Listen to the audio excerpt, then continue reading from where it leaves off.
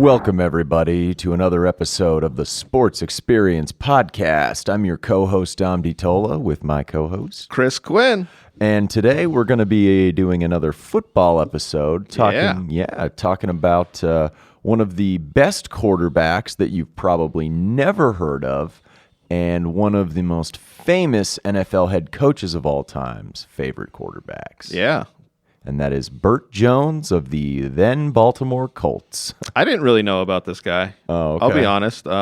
He definitely was somebody that went under my radar because he didn't have a huge career. No. So researching him, I found him extremely interesting. I was like, all right, who is this guy? He had a very small window, but it was very bright. Yes. And none of his downfall was his fault. No, which sucks. When you go through his career, he's one of those guys that's just like bad circumstances and then just like bad, like it's all, we'll get into it. We'll get into it, but we're just a couple of comics here who just love sports, talking about sports, and also kind of the themes of some of our episodes are guys like Bert Jones, guys you may not have heard of before, guys who are yet very important to their respective sports in the professional realm. Yeah, he definitely was a quarterback that kind of, like, I hate to say like push the game forward in that like 1-2 seasons, but he really did. He showed what a great passing offense could do. So yeah. In probably like the darkest days in the NFL of the passing game. Yeah. Exactly. Yeah. Let's get into it, man. Let's get into it. Bertram Hayes Jones. I had to get into his full name because he is just a country boy. Oh, absolutely.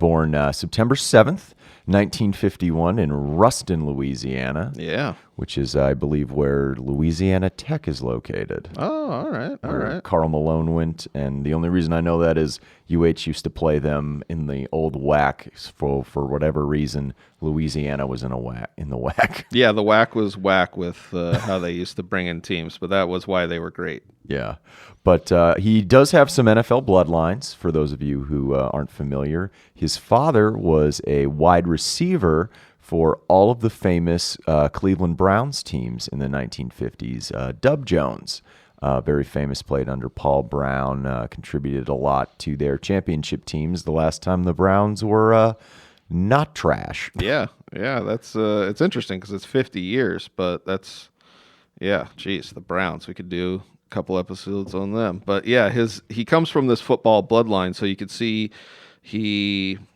is ready in high school. He's ready to go to college. He's a great quarterback right off the bat. Went to Ruston High School. His nickname was the Ruston Rifle because he did have a cannon for an arm. He was a really good player, and he oddly enough developed a friendship and rivalry with another Louisiana high school quarterback that went on to play in the NFL, who was Joe Ferguson of the Buffalo Bills. He was their starter on all those juice teams, and even into the 1980s. Yeah, I didn't know that. That's actually interesting. I love that. The little backstories where these kids kind of grew up and went to the same high school and were two great quartterbacks. So that's... Yeah, Ferguson is from actually Shreveport, so they would always play against each other. Oh, I get you. It's like, you're good, I'm good. I don't like you for about 60 minutes every week, but then we can all be friends. There was a good Sports Illustrated article I had read about that. Yeah, that's awesome. Yeah. But due to his talent, he enrolls at Louisiana State University, which unfortunately for him at that time and all other good college football players, you can't play your freshman year. Yep. They wouldn't allow freshmen to play. But he did play a little bit as a sophomore and junior, but he really only started 2 games leading into his senior year. Yeah, it was interesting. They talked about the shared QB position, so he really would come in maybe third down, maybe, you know what I mean? If you need to pass. Yes, if you need to pass. At that time, all the SEC was running some form of the wishbone or some form of the running game. Which is so weird. You almost don't throw any kind of like misdirection to the defense. They're just like, we're putting Bert in, he's gonna pass. Right. Like it's such a weird, the way football was back then. Yeah, 1971, his junior year, he shared the position duties with a gentleman named Paul Lyons, and he really kind of ran into some issues with his head coach, Charlie McClendon, over the play calling. Obviously, yes. I'm sure Bert wanted to air it out, but 1972 was Bert's year there in Baton Rouge. Well, I mean, they give him the starting spot, and they start letting him pass the ball. It's an interesting thing when you look back, and you kind of have to agree with him. It's like, why isn't he starting his junior year?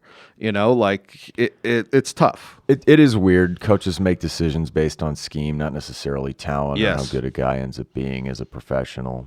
He did lead the SEC that year in completions percentage, yards per attempt, and touchdowns. 1972 All-American, 1,446 passing yards. Remember, this is 1972. Yes, again, yeah. Patrick Mahomes could probably do that in 3 games, but It's a different league. it really is. And I want to bring up this Ole Miss game that I saw. Let's talk about that one. Yeah, the clock malfunction, if you will. The malfunction. That's exactly what I feel like, where they were just like, we're going to start this play about 4 or 5 seconds after the ball is in the play. And they literally gave LSU an extra play. And we see Bert Jones fucking take advantage. Oh, hell yeah. No, that's their main rivalry at the time in the SEC. Yes. And they're really good. He's a 1972 All-American. They finish 9-2-1 and win they lose the Blue Bonnet Bowl to Tennessee. Oh, okay. 13. Okay. But finished 4th in the Heisman. Yeah. I mean, just an absolutely stellar year. And leading into the 1973 draft, he is the top quarterback that many are considering to be like, this is a franchise-changing guy. Yeah, and it's kind of crazy off of 1 year, but you could see that year, all of the stats are just like, yeah, no, this guy could come in and be our guy. And when you look at college football in those days, particularly because of the popularity of, the option game and the run game in general, you very rarely as a scout get to see a guy play in a passing system with passing tools as good as Bert's. And, it's a hard thing to project a guy who runs the option in college or whether or not he can actually be a good professional quarterback. And if you see that on tape, you're just like, that's the guy I want. And with how, I won't say rudimentary the passing games were in the NFL at that time, but like Bill Walsh is kind of finally starting the West Coast offense in Cincinnati, but it's mostly just a 5-7 step drop. And when you watch Jones pass, that's most of what his passing game is. A lot of 5-7 step drops, a lot of play action, screen game, not a lot of timing routes, not a lot of, short stuff, as an extension of the running game. It's down the field. Yeah. And he definitely proves that in the NFL. And the Colts, who are picking second, the Baltimore Colts, they're in a little bit of a precarious spot at the quarterback position. I thought this was interesting.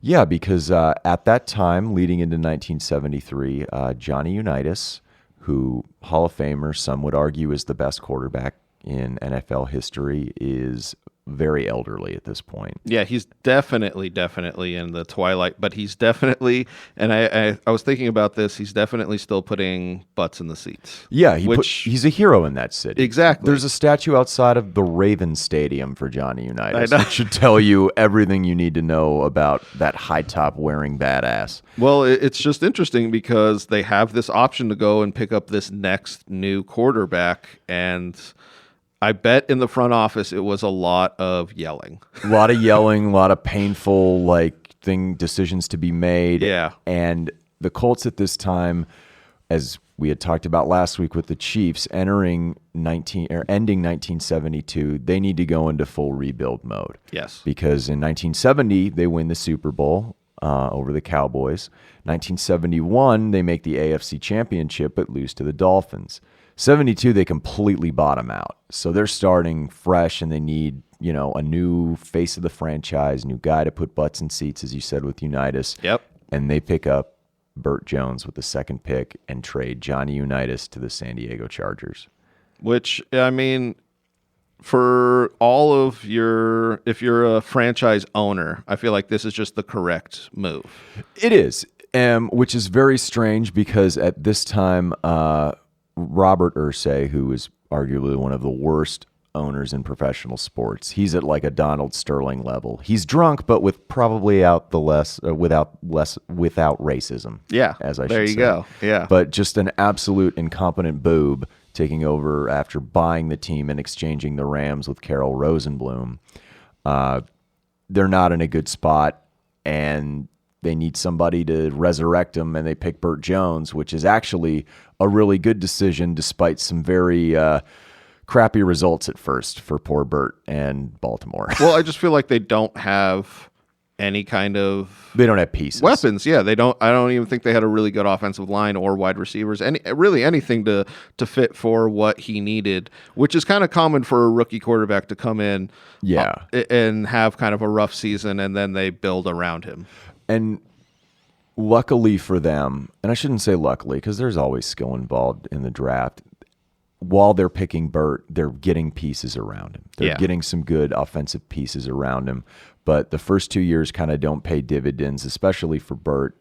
He starts 13 games, goes 2-11, 12 touchdowns to 24 interceptions. The team is just the dregs of the old AFC East. They're not doing anything right, but they're picking up guys. Yeah, I mean, I saw that stat. The interception to touchdown ratio of 2-1. It has to feel so bad, and has to make you think like, hey, maybe we shouldn't pass as much.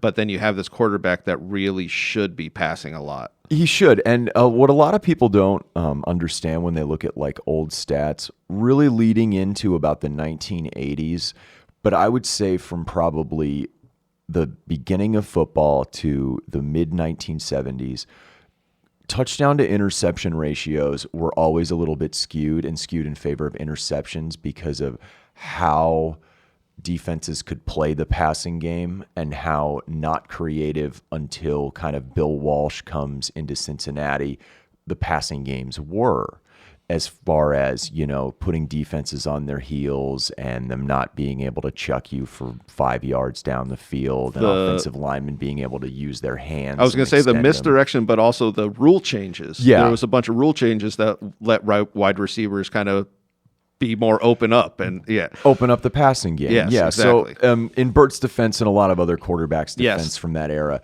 the interceptions will always be closer to touchdowns than they are now, which is kind of ridiculous. Yes, but you still feel it in that, is this pass going to be an interception? Yeah. You know what I mean? Is it going to be a pick? Yeah. It's got to be rough. And that's why NFL, like you were saying, in that era was the running. It was all about the running game. Yeah. Hey, everybody. Just want to take a quick break to let you know that our Sports Experience podcast is brought to you by Engle Studio here, and they're here in Tucson for all your recording needs. But luckily for Bert, they put some great pieces behind him. You got Lydell Mitchell, who made some Pro Bowls, and Roosevelt Leaks in the backfield. You got Glenn Dowdy and Roger Carr having them air it out down the field, and Raymond Chester at tight end with a really solid offensive line that by 1975, while the Colts aren't considered to be like necessarily a powerhouse team, they're on the rise. And in 1975, they complete probably one of their greatest turnarounds in NFL history. Yeah, don't they win the AFC championship that year? They win the AFC East that year. Yeah, the East. Okay. They do. They actually refer to it as the Miracle on 33rd Street, where Memorial Stadium was. And it's pretty crazy because not only do they win in 1975, they win in 76 and 77. They go, obviously, the last 3 years where they played 14 games in a season, so you got 42. Bert won 31 out of 42 games. Yeah. And this is when you could see, and everybody in the NFL could see, like, oh, Bert is not a bust pick. And in 1976, probably the best season he ever had. That was the year he won the MVP. Yes. He led the league in yards per attempt. It was the only one of 3 times in the entire decade of the 70s a quarterback had a QB rating of over 100. I thought that was really interesting because it's just not the era in which QBs have that high rating. Like you were saying, it's not the passing game. And he proves like, hey, I can pass the shit out of the ball. And he did. In 76, if you go back and look at any of those games, those highlights, it looks like a team a decade ahead. It does. Yeah. They're just throwing the ball around the yard. They're moving it. They're playing exciting football. Their defense is really good. And they've established themselves as one of the AFC's elite at a time when the AFC was stacked with teams like Pittsburgh and Oakland. And that's why I brought up them winning the AFC East in the 75, because they're on this on this side, on these in this divisional side that really has the best teams, and they're, Yeah, if they were the playing, best divisions. If they were playing the best conference, yeah. Yes. If they were playing, no, don't worry, bro. If they were playing in the NFC, they would have probably represented, them in the Super Bowl. Yes. And unfortunately for them, when they get to the playoffs, they have some pretty crappy things happen to them. Just bad luck, I feel like. It's interesting It's bad luck of the draw. Yeah, in NFL where maybe these two teams shouldn't have met in the first round of the playoffs. Yeah. You know what I mean? But that's the way that it is. It's tough to, Because you only had 5 teams coming in. I know. Or, yeah, 5 and 4, I believe, at that time. But 75 they go, and guess who they get to draw first round? They get to draw Pittsburgh, who are the defending Super Bowl champions. And this is when Pittsburgh has this defense that is just murdering people. Because clotheslining people. Because the rule changes didn't come to 78. No, yeah. And they go into Three Rivers, and it's a snowy game, and they're completely overwhelmed. Yeah. Which I guess can happen because they're a young team. This is their first taste of playoff experience, and they get their butts kicked. And Pittsburgh is not a young team. They're veterans. And oddly enough, they were a young team at that time. But they were experienced. in That's what I postseason, mean. Yeah. They were a playoff experienced. How about that? Yeah, that's a good one. And they definitely, run them over. So they completely maul them. But 76, though, they're humming. They're the number one. They're the number one team. Or no, they're not the number one team. They're the number 2 team. Okay. In 76 because Oakland finished 13-1. So they got to draw wild card New England in the first round. Oh, okay. Because, there's 4 teams in the playoffs, the 3 division winners and the 1 wild card. So they get to draw New England, but Baltimore gets to play Pittsburgh this time again, but they get them at home. Yeah. And everybody's saying, like, oh, we can't wait for this Baltimore and Oakland AFC championship. It's going to be great. They're going to play it at the Coliseum. We're going to see Bert Jones against Kenny Stabler, who also that season had a 100 QB rating. Oh, really? He was one of the other 2 guys. Yeah. Well, that's interesting that they both happened in 76. Yeah, 2 of the 3 happened in 76. Yeah. And everyone's geeked up for it. And if you've never seen old Memorial Stadium in Baltimore, it's also where the Orioles played until they built Camden Yards. Yeah. But like a dual-purpose stadium, there's a baseball field, and it's just a dusty, green painted over dirt mess. It looks like, a tornado or dust storm took place in the middle of the field. And there's a certain patch of the field in which you just don't want to get tackled in. And it's really a darn shame that they couldn't play the Patriots, because what a lot of people don't know about the Steelers team this year, particularly for Bert, obviously he knew, was that they had started the season 1-4. And Terry Bradshaw got hurt for an extended period of time. So their defense decides, let's step it up. And they win their final 9 regular season games to win the division. Oh, wow. And have 5 shutouts in the last 9 games. That's crazy. It's arguably, people always talk about the 85 Bears or the 2000 Ravens. Yeah. But for that era, that defense was what made those rule changes happen, because they were just overwhelming people. I didn't know they had 5 shutouts. I knew that they were a crazy defensive team. Have like 2 shutouts is crazy. Everybody talks about that team being the best one of that 70s era. Sure. Yeah, and that's who Bert Jones gets to draw again in the first game. Yeah. And on, I believe, the second play from scrimmage, Bradshaw throws a bomb for a touchdown, and the route is on. Yeah. And I've watched this game, and it is an absolute ass whipping. Like, unfortunately for Bert, it just wasn't their team's day. I would say probably a 50-50 chance, they could have beat them, but it just wasn't their day, and they got overwhelmed, and Bert played terribly, and Baltimore ended 76. Yeah, that's it. 2 in a row, 2 playoff losses, and everything goes bad. A lot of hope going into those playoffs. That's something that you have to, especially coming off Johnny U and winning playoff games, and just the feeling, I bet, is like, oh, we're back in this, and then you just run into that black and yellow. The black and yellow whiz, but they're still good. They're still really good. Yes, definitely. Is still a great team in 77. And And then heading into 77, all the talk is about them because Oakland's kind of aging, Stabler's kind of fallen out of favor with Al Davis. Pittsburgh's kind of got a down year coming, so everyone's looking at like, all right, go Colts. Yeah. We got this. Unfortunately for them, even though Bert is second team All-Pro, leads the league in completions, firing the ball around the yard, they draw Oakland in the first round. Yep. And But Oakland's still great. Oakland is still great. Oakland is still great. Unfortunately for them, I mean, not for Oakland, but for the Colts, you get the defending Super Bowl champions again coming in. That's 3 straight years. Your first round playoff game is against a defending Super Bowl champion. Yeah, that has to be so rough because 3 straight years they're looked at as like, oh, this could be a team to go all the way. 3 straight years they literally go up against the returning champions and go out. It's so rough. It really is. You have to, as a player, like after the first one, you're just like, okay, whatever, you know. That's this rough.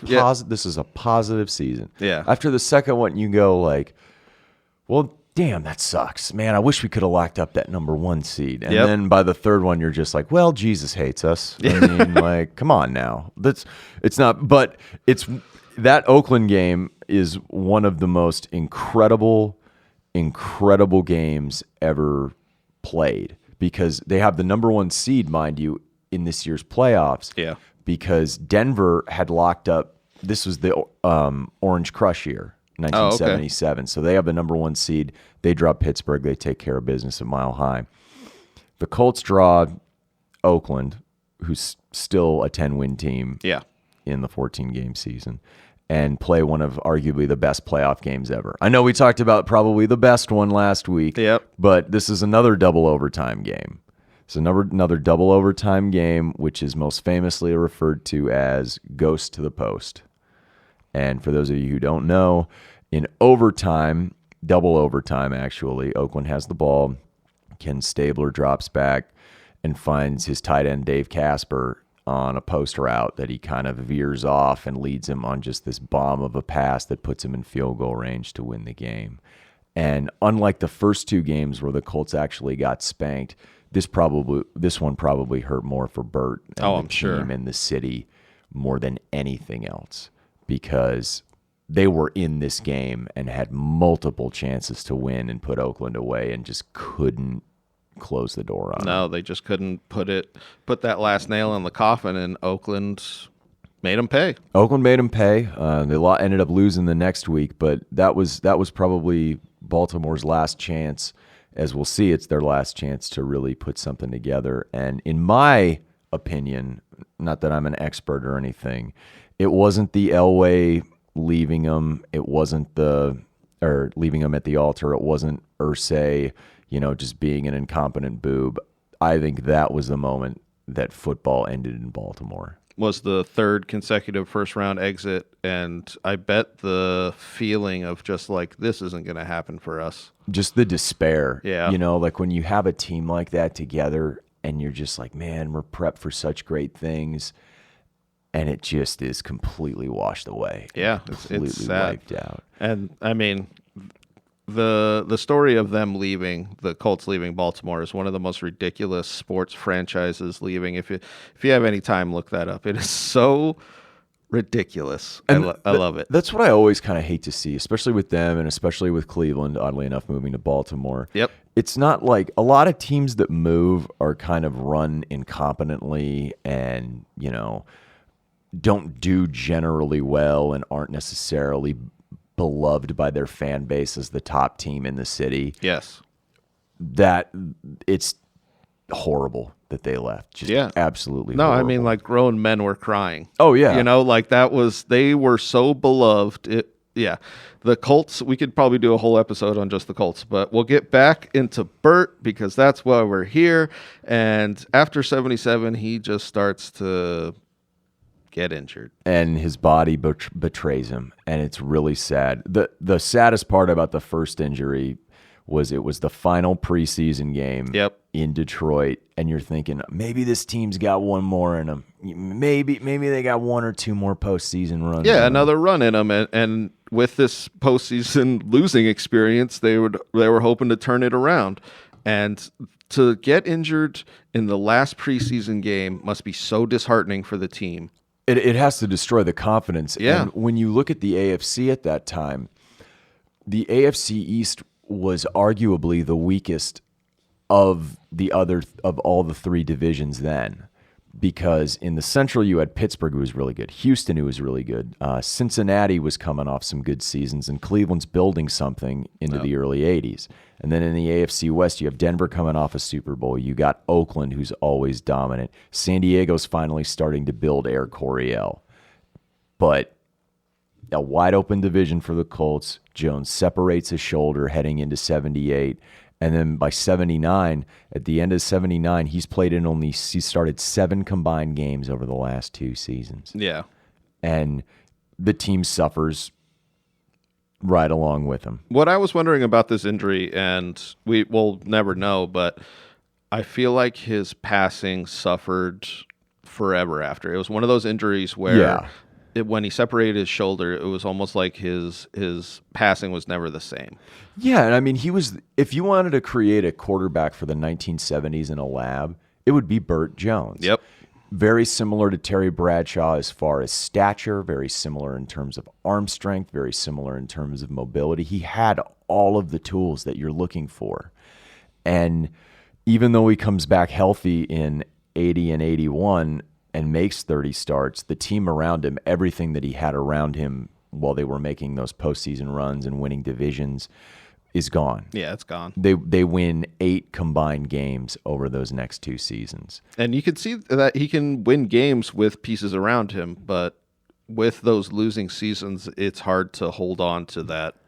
And to those pieces. It has to kill a guy like Bert, too, who's been around pro football all his life, especially with his dad. Like, he used to be a ball boy at Brown's training camp. He used to hold place kicks for Lou Groza. I mean, he was a counselor at those Browns camps. Like, to know that you can still play, but your body's just betraying you, and you're a good dude who just wants to play football, just has to haunt you. Yeah, it's got to be rough because he doesn't have any off-field stuff. He's not, I feel like sometimes we have to get into that stuff. I want to say that he was just constantly a great football player, that his body, like you said, betrayed him, which is probably one of the worst things that a pro football player or a pro athlete can happen. And you look at it, it happened right, I feel like, in his prime.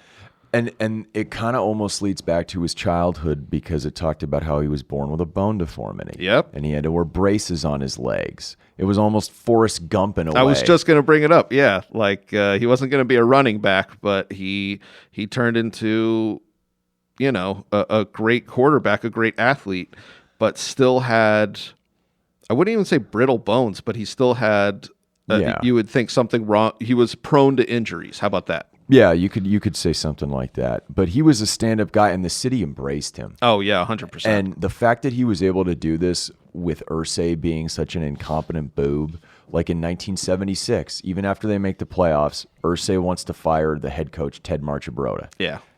Bert Jones is like, you're not going to do that, or I'm not going to play if you do that, pull that crap. And all the team rallied around him. And you can tell from that point, Irsay always had it out for him and was always looking to kind of, stick it to him. Yeah, well, it's one of the worst things that a franchise owner can do is try and lay down the law and be rebuffed, undermined, and you can tell that they just can't let that shit go.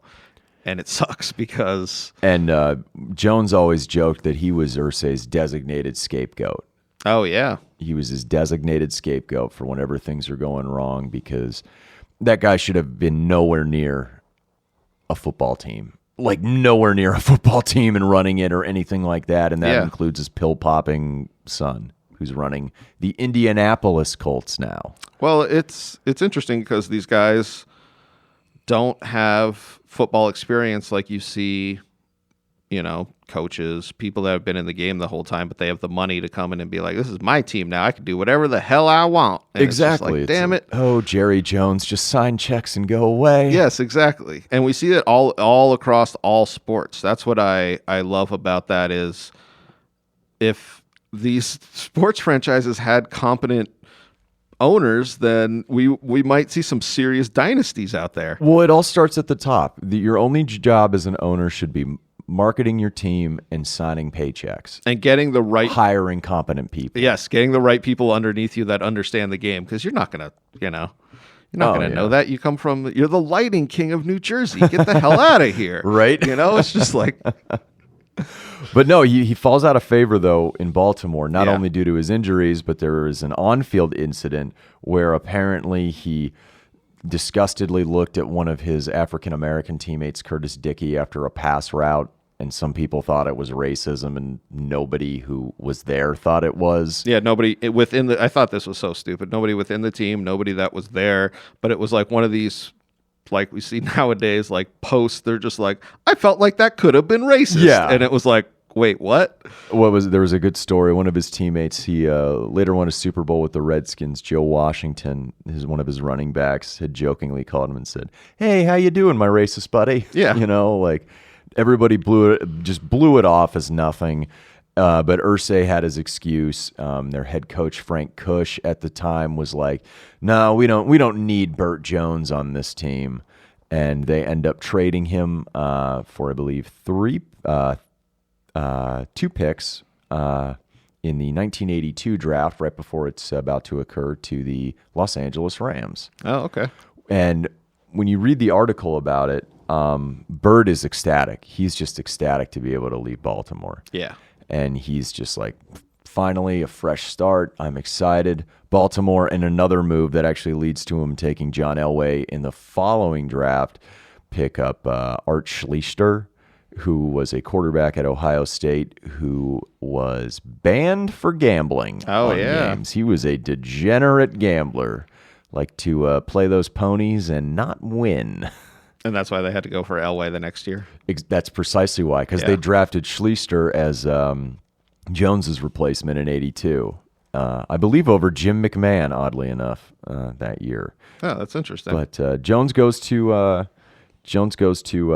Los Angeles, and it looks like, okay, Vince Ferragamo's in the CFL. We're a few years outside a Super Bowl trip that we lost. We finally have our quarterback.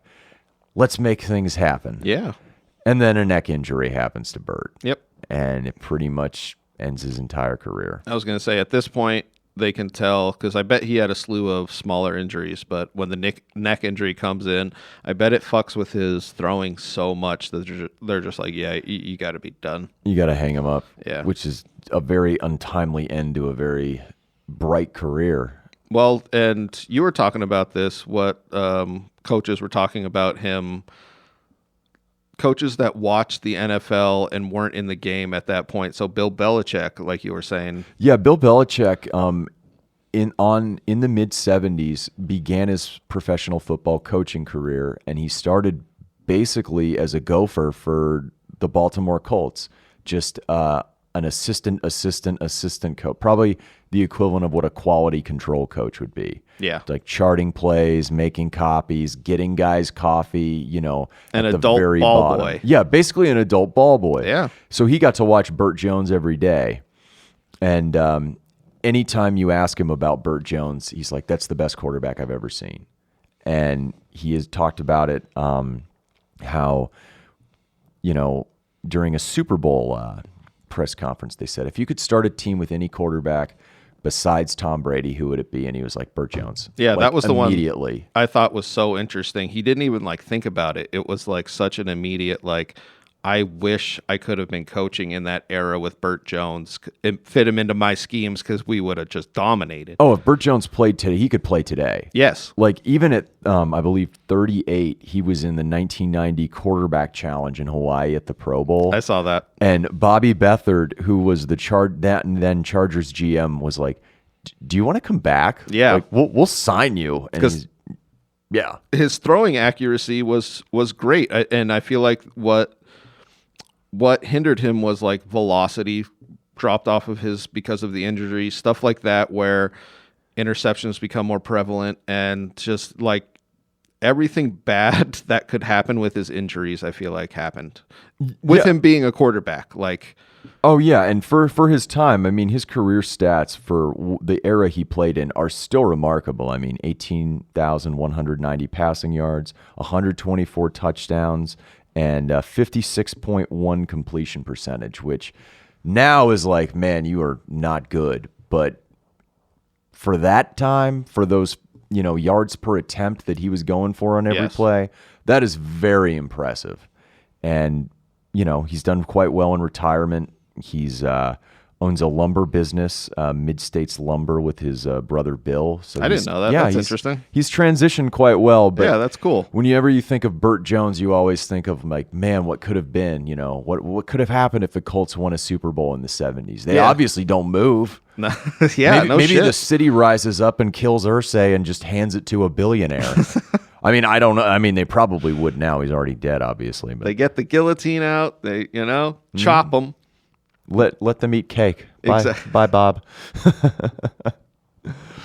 Bert Jones. But yeah, if you've never even heard of him, go to YouTube because there's a lot of fantastic stuff to watch on him. One of the 70s best quarterbacks and one of the best quarterbacks people don't even know. Hey, everybody. Thanks for listening to that podcast. This is just a stock message at the end of all of our podcasts, so we hope you enjoy. You listen to whatever athlete that was. Give us a follow at the Sports Experience Podcast on Instagram. Also, myself at Quinn Comedy on Instagram. Also, DiTolla Dominic on Instagram. Just follow us all around. If you have any suggestions for any athletes you want us to do, shoot us an email at the Sports Experience Podcast at gmail.com. And we always are recording right here at Engle Studio. Thank you all very much.